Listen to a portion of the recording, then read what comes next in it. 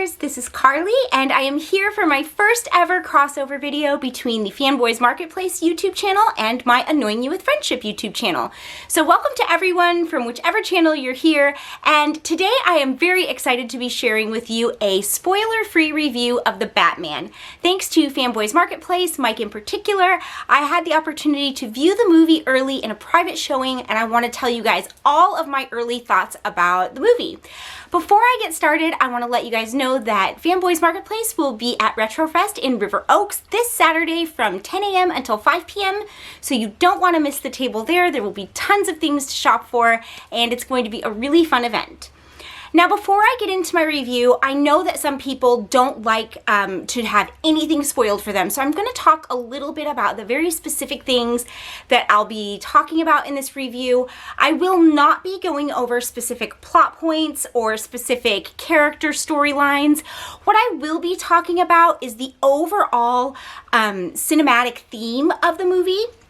I'll be talking about the cinematography, the directorship, the acting, the casting, and the overall impression I was left with at the end of the movie. So if any of those things are things that you do not want to know about, if you want to be surprised by everything, then stop this video now and come back after you've seen the movie. I definitely don't want to spoil anything for you, and I am very passionate about my thoughts on this film. So please come back after you've seen the movie if you don't want to have any type of idea of what the feel or genre or vibe of the movie will be, because those are the main things that I'm going to be talking about in this review. With all that said, let's dive in and talk about The Batman.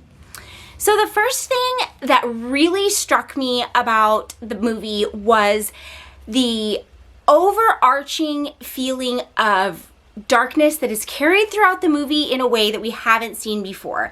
So after we saw everything, after we watched it from start to finish, I kept telling my husband this was a detective noir, and I felt that way right from the start of the film. And I kept repeating that in my mind. I kept seeing things that made me feel that it was a detective noir. And so when I got home, I sort of Googled to see if what I thought I was seeing was what I was actually seeing. And guys, there is absolutely no question that this film is a perfectly executed detective noir film, which is really outstanding because for those of you who are Batman fans, you know that the very, very earliest Batman comics were Batman detective comics. And this movie holds fast and true to the detective noir genre from start to finish in literally every single element. So if you go and look online to find out what a detective noir is, there are a few main components that a detective noir film has to have. It has to have an anti-hero, an inspector, a woman who is either leading the anti-hero astray or will ultimately become his love, one of those two things, and a man who is an adversary of the anti-hero or the inspector or the woman who everybody is working against. So there has to be a villain component, essentially, a woman and a man, and there has to be an inspector. So all of those things we know right off the bat are present in the movie. But there are also a lot of stylistic elements that I think this movie captured so successfully. So elements that you would see in a detective noir are things like rainy nights, mist, evolving shadows, layered textures of Gothic architecture and shadow, and a lot of detective noir actually use the environments as a character itself. And I think that we've seen in a lot of Batman movies in the past that Gotham is sort of its own creature, but we have never seen that before like we do in this movie. So you can really look forward to the way that Gotham as an element of the film, as the setting and the environment, also plays a really critical role as a character in this piece. And that is something that is very detective noir. So the detective noir genre sort of emerged after World War II. So there's also sort of this theme that sort of carries through those types of films of scarcity, struggle, and just general trauma. This is a post-war era genre. And there might be a little bit of melodrama, but overall it's people dealing with flawed characters and trauma and struggle and dramatics in a world that isn't fair. And that is 100% a present theme in this movie and beautifully executed through all of the characters. And since we're on the topic of characters, let's talk about the casting in this film. There was a lot of talk in the beginning about Robert Pattinson being cast as Batman, and people had questions, understandably, about whether he would be able to pull it off. It is very fair to question the choice if all you've ever heard of him doing is Twilight. However, that was a really long time ago, and if you look at Robert Pattinson's filmography since then, he has done Tony Award-winning plays as film. He's done brilliant art pieces. He has shown range from playing thugs to delusional lighthouse keepers to murderers to stockbrokers. He has literally run the gamut of acting roles, and when we see him as this Batman, we're not only seeing a seasoned, talented actor who has gone through his paces to get to where he is today, we're seeing a new take on Batman that is valid, it's fair, it's consistent with the history, and has never been done on film before. So this is a really exciting casting choice, and Pattinson absolutely delivers. So there's something that has been present in a lot of Batman films where sometimes it hasn't really felt right. So in all Batman films, you'll often hear characters talking about the freak Batman, that freak, that weirdo. But then you see Christian Bale and Ben Affleck, you know, doing their really sort of goofy, flamboyant Bruce Wayne and also being just super cool as Batman. And it's like, I mean, yeah, he's wearing a costume, but he's pretty intimidating. I don't know if I would call him a freak. I think that the Pattinson Batman sort of encompasses all of those things. So the cartoonish Bruce Wayne is sort of removed. This isn't a Bruce Wayne who's going to say, like, bring us to, I own the place. So we're not going to see that sort of silly, over-the-top Bruce Wayne, but we will definitely see a weird, unusual guy, which when you think about the vigilante Batman is kind of what you would expect. And there are a lot of elements of Batman's character, his backstory, and the place that he is in his history in this movie that have previously been unexplored in the cinematic universe. And this time it gives you something else to think about. So it's really, really beautifully done. And Pattinson, I think, plays all of the nuance of this character, the trauma, the desire for justice and vengeance, the single-minded focus, the, you know, experience and memory of his past, all together to feel like a real person. We're looking at a superhero that feels like a person you could meet in the street. It's absolutely beautiful. He's really, really good. Zoe Kravitz's Catwoman also brings so much humanity, and this is a different kind of Catwoman, I think, than we've seen before. I think that fans of the comic books will be really happy with the way that this story between Batman and Catwoman and individually how they come together from a villain-hero standpoint, from an anti-hero and woman standpoint, you know, from the man and his woman standpoint, where is there going to be sexual tension? Is there going to be what will be the conflict between them? She brings a whole different aspect to this character that I never anticipated, and it's really beautifully done. When we're talking about the Penguin, I was really excited about this character from the start. He absolutely, Colin Farrell plays the Penguin, and he absolutely is unrecognizable in this film. And I've talked about this in several of my reviews for the action figures here, that I have really become a fan of him over the years, that he has developed as a really strong, well-rounded, talented character actor.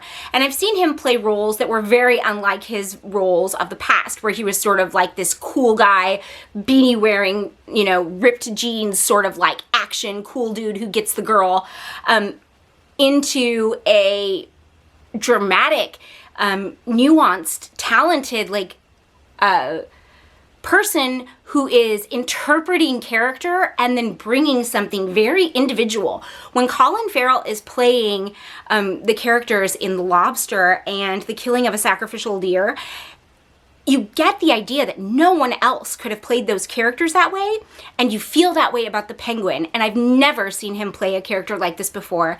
And the way that the Penguin exists in this story is absolutely unlike what I expected when I was going into it, in a very, very good way. The Riddler is completely different than what I hoped for. I was over the moon. Again, if you watch any of my reviews, you know that Paul Dano is one of my favorite actors of all time, and I was absolutely over the moon that he was going to be in this movie in any capacity, and Paul Dano does not disappoint. This is not a Riddler that you've seen in the past. And again, referring back to the detective noir structure, he is a very sound, grounded character in this environment, this storyline with these other characters, and still you walk away feeling like no one but Paul Dano could have brought this flavor, this intensity, and this just particular version of this character, and the movie is so much better for it. I also really loved the portrayal of Commissioner Gordon. There's so many ways that we see Commissioner Gordon, and I think that this movie deals with the back and forth that he feels between partnering with this vigilante and also being a man of the law. And we always know that Gordon is a good guy, and this is a good guy portrayal. And again, we're seeing the back and forth and struggle that we always see in Gordon, in how can I reconcile all of the parts of me that want to do the best thing for Gotham. It's really stellar. It's really beautiful done. Other casting that I didn't know about from some secondary characters that I was really excited to see, we got incredible performances from Peter Sarsgaard and John Turturro. So look out for those. They're absolutely phenomenal. So if you hadn't guessed so far, I am a tremendous fan of the casting and the genre they chose for this film. Now let's talk about the cinematography. So I feel like a lot of times when you're talking about cinematography, we're talking about the use of darkness and light.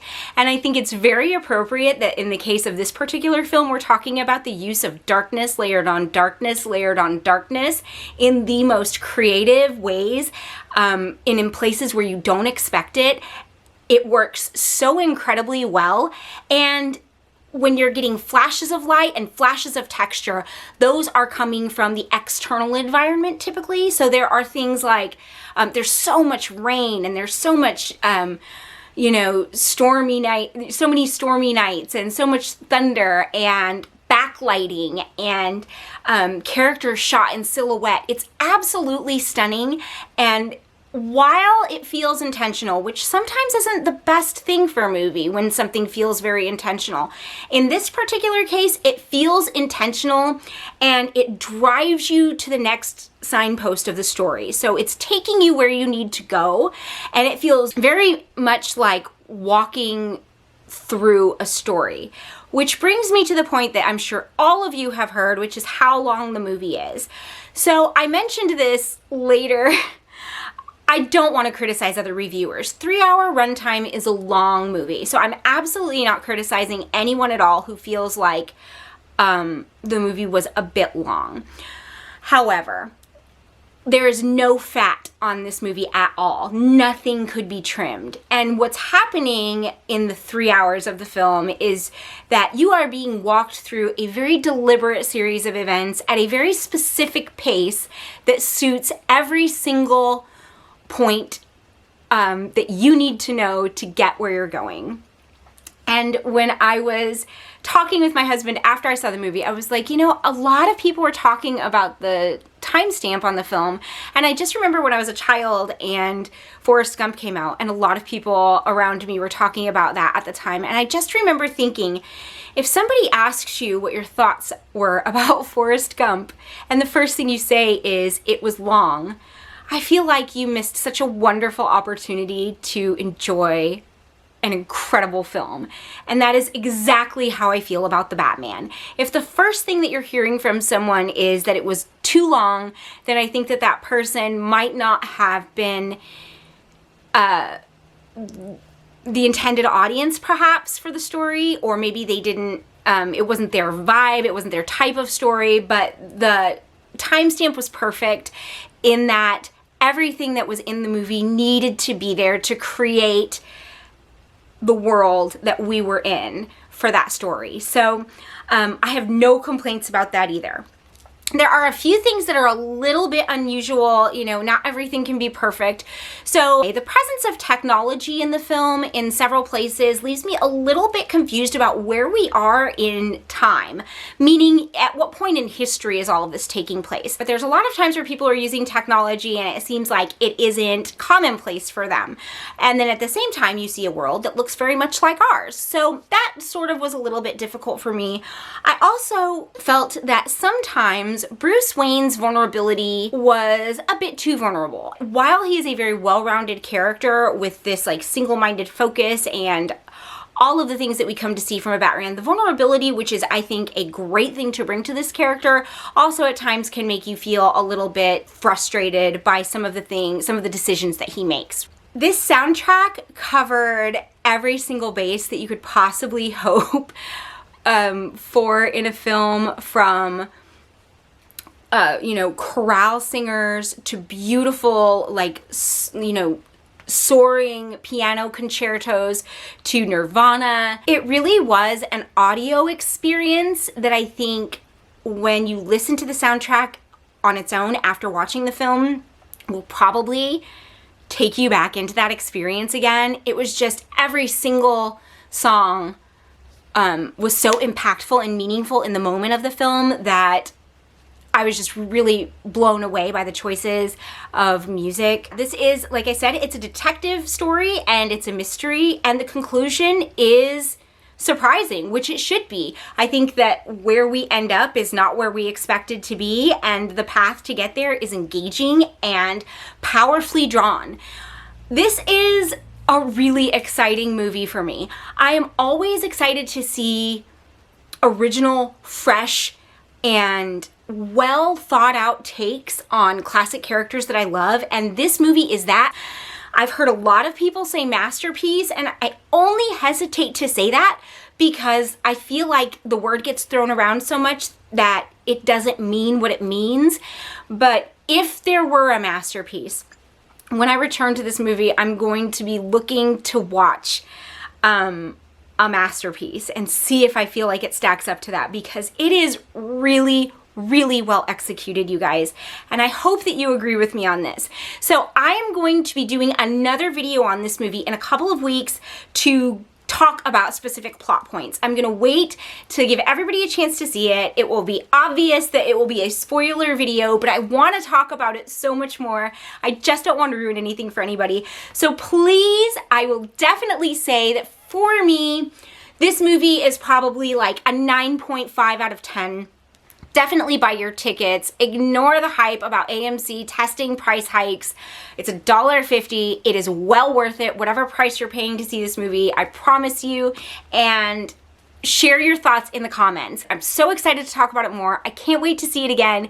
And again, thank you so much to Fanboys Marketplace for sending me to see this movie. It was a truly awesome experience, and I highly recommend that all of you get this experience in the theater because it will blow your mind. Thank you guys so much for watching my first ever movie review. Let me know what you think, and if you'd like to see me do more reviews in the future, I would love to. But let me know what you think of this one and what you think of the movie as soon as you see it. Thanks so much for being here, and I will see you soon with another one. Bye!